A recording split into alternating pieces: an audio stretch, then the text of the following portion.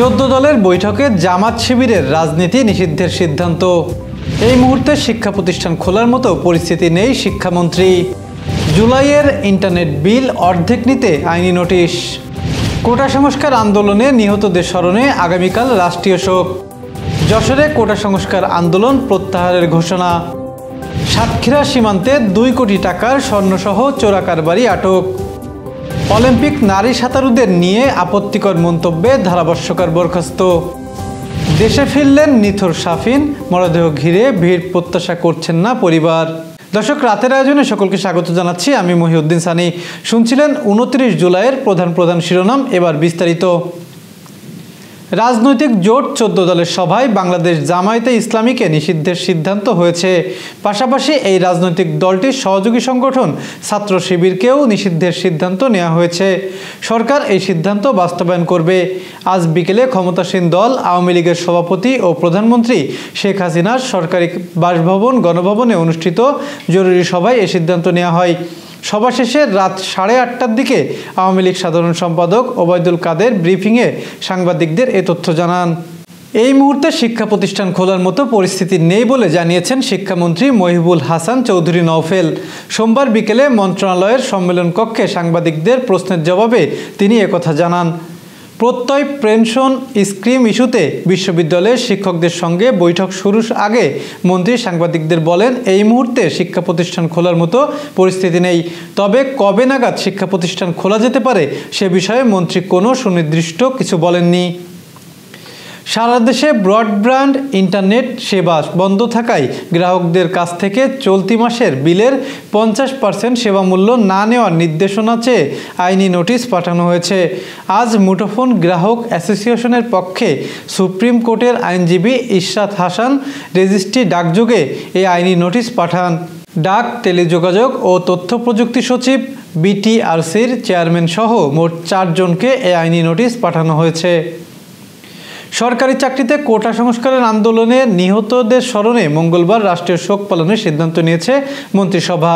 সোমবার প্রধানমন্ত্রীর কার্যালয়ে অনুষ্ঠিত মন্ত্রিসভা বৈঠকে এই সিদ্ধান্ত নেওয়া হয়। বৈঠকে সভাপতিত্ব করেন প্রধানমন্ত্রী শেখ হাসিনা। পরে সচিবালয়ে সাংবাদিকদের সভায় বিস্তারিত ব্রিফ করেন মন্ত্রিপরিষদ সচিব মাহবুব হোসেন। তিনি বলেন, আগামীকাল দেশব্যাপী শোক পালন করা হবে। সে শোক পালনের অংশ হিসেবে কালো ব্যাজ ধারণ করতে হবে। মসজিদে দোয়া, মন্দির, গির্জা ও প্যাগোডায় প্রার্থনা করা হবে। যশোর সহ আঞ্চলিক সংবাদ। চলমান কোটা সংস্কার আন্দোলনের কর্মসূচি প্রত্যাহারের ঘোষণা দিয়েছে যশোরের সমন্বিত ছাত্র ঐক্য পরিষদ। আজ দুপুরে যশোর পৌর কমিউনিটি সেন্টারে সমন্বিত ছাত্র ঐক্য পরিষদ যশোর জেলা শাখার নেতারা এক প্রেস ব্রিফিংয়ে এ কর্মসূচি প্রত্যাহারের ঘোষণা দেন। সেই সঙ্গে শিক্ষার সুষ্ঠু পরিবেশ নিশ্চিতের লক্ষ্যে দ্রুত শিক্ষা প্রতিষ্ঠান খুলে দেওয়ার জন্য সরকারের প্রতি আহ্বান জানান তারা। অনুষ্ঠিত প্রেস ব্রিফিংয়ে বক্তব্য দেন সমন্বিত ছাত্র ঐক্য পরিষদ যশোরের সমন্বয়ক সরকারি MM কলেজের শিক্ষার্থী পরশ আহমেদ ও ইয়াসিন আরাফাত। উপস্থিত ছিলেন সমন্বিত ছাত্র ঐক্য পরিষদ যশোরের সমন্বয়ক, যশোর বিজ্ঞান ও প্রযুক্তি বিশ্ববিদ্যালয়ের শিক্ষার্থী মাহফুজ আলী, মুস্তাফিজুর রহমান ও ইবরার আলী এবং ডাক্তার আব্দুর রাজ্জাক মিউনিসিপাল কলেজের শিক্ষার্থী ফাহিম হাসান। এদিকে যশোরে বৈষম্য বিরোধী ছাত্র আন্দোলনের সদস্যদের এক অংশ আজ যশোর শহরে বিক্ষোভ করে। এ সময় আইনশৃঙ্খলা বাহিনীর সদস্যরা বেশ কয়েকজনকে হেফাজতে নিয়েছে। তাদের কয়েকজনের ব্যাগ তল্লাশি করে উদ্ধার করা হয়েছে পাথর। বৈষম্য বিরোধী ছাত্র আন্দোলনের 6 জন সমন্বয়ক ডিবি হেফাজতে থাকা ও তাদের কাছ থেকে জোর করে বিবৃতি আদায়ের অভিযোগ তুলে এদিন বিক্ষোভের ডাক দেওয়া হয়। যশোরে কর্মসূচিতে দুপুর 2টার পর থেকে জড়ো হতে থাকে শিক্ষার্থীরা। সাতক্ষীরার কলারোয়া উপজেলার ভাদিয়ালি সীমান্ত দিয়ে ভারতে পাচারের চেষ্টাকালে 1 কেজি 895 গ্রাম ওজনে 4টি স্বর্ণের বারসহ ইয়াকুব আলী নামে এক চোরা কারবারিকে আটক করেছে বিজিবি। আজ সকাল 6টার দিকে তাকে আটক করা হয়। বিজিবির সাতক্ষীরা 33 ব্যাটালিয়নের অধিনায়ক লেফটেন্যান্ট কর্নেল আশরাফুল হক প্রেস ব্রিফিংয়ে বলেন, গোপন সংবাদের ভিত্তিতে ইয়াকুব আলীর শরীর তল্লাশি করে কোমরে গামছার মধ্যে পেঁচানো অবস্থায় 4টি স্বর্ণের বার উদ্ধার করা হয়। উদ্ধারকৃত স্বর্ণের বার মূল্য প্রায় 1,95,09,025 টাকা। খেলার সংবাদ। অলিম্পিকে অংশ নেওয়া নারী অ্যাথলেটসদের যৌন আবেদনময় ছবি তোলা যাবে না। একদিন আগে আন্তর্জাতিক অলিম্পিক কমিটি এমন নির্দেশনা জারি করেছে।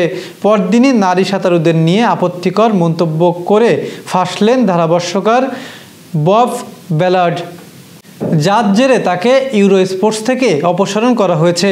অলিম্পিক গেমসের বব ব্যালার্ড নামের এই ধারাভাষ্যকার অবশ্য ঘটনার জন্য দুঃখ প্রকাশ করেছেন এবং নিজের অবস্থানও ব্যাখ্যা করেছেন।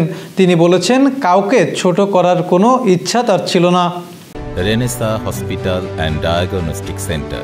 রেনেসাতেই মিলছে কম খরচে উন্নত সেবা, তাই নিশ্চিন্তে আমাদের সেবা নিন, সুস্থ থাকুন।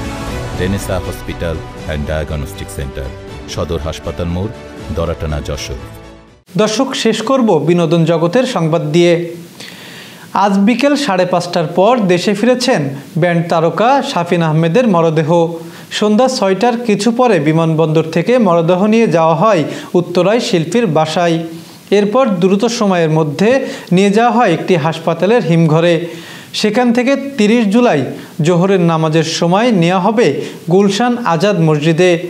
সেখানে শায়িত আছেন তাদের বাবা সঙ্গীত গুরু কমল দাশগুপ্ত এবং মা কিংবদন্তি নজরুল শিল্পী ফিরোজা বেগম। মাইলসের সদস্য এরশাদুল হক টিঙ্কু জানিয়েছেন, শাফিন আহমেদের মরদেহ ঘিরে ভক্ত ও গণমাধ্যমের কোনো ভিড় প্রত্যাশা করছেন না তার পরিবার। এই সময়টুকু তারা নিজেদের মতো করে থাকতে চাইছেন। এই ছিল আজকের আয়োজন। শুভরাত্রি।